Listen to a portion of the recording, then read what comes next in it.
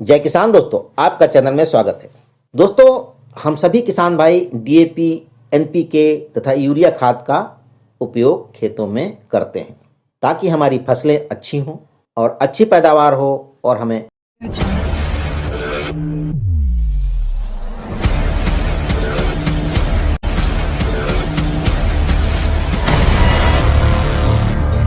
जय किसान दोस्तों, आपका चैनल में स्वागत है।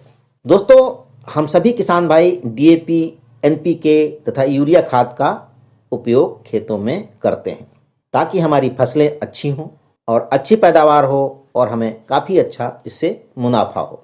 लेकिन दोस्तों, एक बात का ध्यान देने की बहुत ज़रूरत है कि कौन सी खाद कब और कैसे दें। सभी खाद सभी फसलों के लिए नहीं होती है। ये बात हम किसान भाइयों को ध्यान में रखने की ज़रूरत है कि कब और किस फसल के लिए कौन सी खाद का प्रयोग करें। कभी कभी गलत खाद के प्रयोग से फसलों को नुकसान हो जाता है और हमारे खर्च भी बढ़ जाते हैं। दोस्तों, इन सभी बातों को ध्यान में रखते हुए आज हम इसी बात के बारे में बात करते हैं। लेकिन इससे पहले अगर आपने चैनल को सब्सक्राइब नहीं किया है तो अवश्य कर दें। साथ ही साथ दोस्तों, बेल आइकन की घंटी को जरूर दबाएं और दोस्तों लाइक व शेयर भी करें। दोस्तों, डीएपी, एनपीके, यूरिया का प्रयोग कैसे करना होता है और इसका कैसे प्रयोग होता है हमारी खेती में, तो इसके बारे में आज हम लोग जानते हैं ताकि जानकारी अगर हम किसान भाइयों को पूरी होगी तो समय से बिना किसी अधिक खर्च के और फसलों पर काफ़ी अच्छी पैदावार कर सकते हैं। दोस्तों, सबसे पहले हम जानते हैं डीएपी के बारे में। दोस्तों, क्या आपको मालूम है कि इसका पूरा नाम क्या है? इसका नाम है डाई अमोनियम फास्फेट। ये एक रासायनिक खाद है तथा अमोनियम आधारित खाद है। क्या आपको मालूम है कि डीएपी में क्या क्या होता है, यानी कि कितने कितने परसेंट की कौन कौन सी चीज़ें होती हैं? तो डीएपी में दोस्तों तो 18% नाइट्रोजन होता है और 46% फास्फोरस होता है। इस 18% नाइट्रोजन में 15.5% अमोनियम नाइट्रेट होता है तथा 46% फास्फोरस में 39.5% फास्फोरस पानी में घुलनशील होता है और बाकी नहीं घुलता है। तो दोस्तों, फास्फोरस से पौधों की जड़ें मजबूत होती हैं, इसलिए इस खाद का प्रयोग दो तरह के पौधों के लिए किया जाता है। जड़ आधारित पौधों तथा फूल आधारित पौधों के लिए, जैसे आलू, गाजर, मूली, शकरकंद, प्याज इत्यादि। इसका मतलब कि जिस फसल का जड़ उपयोग किया जाता है उसमें फास्फोरस का उपयोग किया जाता है। इसके अलावा दोस्तों, फूल या फल वाले पौधों के लिए फास्फोरस का प्रयोग करते हैं। इस खाद से अनाज वाले फसल को ज्यादा कोई फायदा नहीं होता है, सिवाय कि उस फसल की जड़ मजबूत और फैलती है। डीएपी खाद में 18% नाइट्रोजन रहने के कारण किसान इसे पौधों के विकास के लिए उपयोग कर सकते हैं, लेकिन ये बहुत ही खर्चीला होगा तथा नाइट्रोजन की मात्रा भी कम मिलेगी। अब दोस्तों, हम जानते हैं एनपीके के बारे में। एनपीके खाद अक्सर कई अनुपात में मिलते हैं जो खाद के पैकेट पर लिखा होता है, जैसे कि 18-18-18, 19-19-19, 12-32-16, 10-26-26 ये अनुपात होते हैं। पहला अंक जो है इसका नाइट्रोजन का होता है, दूसरा अंक फास्फोरस का होता है और तीसरा अंक पोटेशियम का होता है।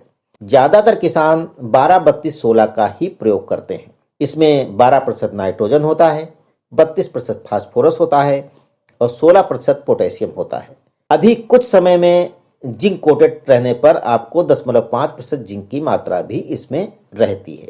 इसमें आपको 12% नाइट्रोजन रहने के कारण पौधों के विकास के लिए उपयोग कर सकते हैं, लेकिन ये बहुत कम मात्रा में होता है, इसलिए पौधों के विकास के लिए उपयोग करना खर्चीला होगा। फास्फोरस का प्रयोग किसान जड़ वाले पौधों के लिए कर सकते हैं, लेकिन एनपीके में जो है फास्फोरस की मात्रा डीएपी से 14% कम है। एनपीके में 16% पोटेशियम होने के कारण खाद को किसी भी पौधे के लिए प्रयोग कर सकते हैं जो कि फूल से फल देता है। इस खाद का उपयोग उसी समय करें जब पौधा फूल से फल लगने के समय में हो। दोस्तों, पोटेशियम की कमी से पौधों की नई पत्तियां पीली पड़ जाती हैं। अगर आपके फसल में इस तरह के लक्षण हैं तो समझ लें कि आप पोटेशियम की कमी है। इसके डालने से फूल कम झड़ेंगे तथा उसमें फल भी ज्यादा ले सकते हैं। लेकिन इस बात का ध्यान देना जरूरी है कि इसमें 16% ही पोटेशियम रहता है। अगर इसकी जगह किसी लिक्विड आधारित पोटेशियम का प्रयोग करते हैं जिसमें कि 16% से ज़्यादा मात्रा हो तो ज़्यादा उपयोगी रहेगा। अब दोस्तों, हम जानते हैं यूरिया के बारे में। यूरिया में केवल नाइट्रोजन होता है। नाइट्रोजन की कमी से पौधों का विकास कम होता है तथा पुरानी पत्तियां पीली पड़ने लगती हैं। यूरिया पौधों के विकास तथा पत्ती को हरा रखती है, जिससे पौधों को प्रकाश संश्लेषण में आसानी होती है। ये खास सभी फसलों तथा पौधों के लिए जरूरी है, जिससे कि पौधों का विकास ज्यादा से ज्यादा हो सके। लेकिन दोस्तों, इस बात को भी ध्यान रखने की जरूरत है कि यूरिया का ज्यादा प्रयोग करने से उसकी पत्तियां जो हैं वो मुरझा भी सकती हैं। इसके साथ ही इस खाद का प्रयोग आप एसएसपी यानी कि सिंगल सुपर फास्फेट के साथ भी कर सकते हैं, क्योंकि एसएसपी में जो है नाइट्रोजन 0% होता है। इसके साथ यूरिया का प्रयोग करने से एसएसपी खाद यानी कि डीएपी से ज़्यादा उपयोगी हो जाती है। दोस्तों, इन खाद या उर्वरकों को लाभ लेने के लिए क्या करना चाहिए? फसलों के उत्पादन को बढ़ाने में उर्वरकों का अत्यंत ही महत्वपूर्ण योगदान है, परंतु उर्वरक के उपयोग का पूरा लाभ तभी मिल सकता है जब मिट्टी जांच के आधार पर संतुलित उर्वरक के प्रयोग पर ध्यान दिया जाए। नाइट्रोजन उर्वरकों के असंतुलित व्यवहार से पैदावार या मिट्टी के स्वास्थ्य पर प्रतिकूल प्रभाव पड़ता है। जो हमारी अनुशंसित मात्रा है उसकी आधी मात्रा डालने से फसलों का उत्पादन काफी कम हो जाता है और अनुशंसित मात्रा से अधिक डालने पर उसमें वृद्धि नहीं होती, साथ ही साथ ये लाभकारी भी नहीं होता है। इसलिए अनुशंसित मात्रा का ही प्रयोग करना चाहिए। जैविक खाद या कंपोस्ट के साथ संतुलित उर्वरकों के प्रयोग करने पर विशेष ध्यान देने की आवश्यकता होती है, जिससे क्या होता है, मिट्टी की उर्वरकता बनी रहती है और वर्षों तक अच्छी उपज प्राप्त की जा सकती है। तो दोस्तों, इसका मतलब है कि आपका डीएपी प्रयोग करें, एनपीके प्रयोग करें, यूरिया प्रयोग करें, जो भी उर्वरक प्रयोग करें, लेकिन साथ ही साथ अगर आप जैविक खाद यानी कि कंपोस्ट खाद का प्रयोग करते हैं तो आपकी मृदा भी अच्छी होती है और पैदावार भी अच्छी होती है। और केवल उर्वरक का प्रयोग करते हैं तो आपको इतनी अच्छी पैदावार मिलना मुश्किल हो जाता है और हमारी मृदा भी धीरे धीरे बेकार होने लगती है। तो दोस्तों, ये तो रही उर्वरकों के बारे में छोटी सी जानकारी। लेकिन दोस्तों, अभी तक आपने चैनल को सब्सक्राइब नहीं किया है तो अवश्य कर दें। साथ ही साथ दोस्तों, लाइक व शेयर भी करें। जय किसान दोस्तों।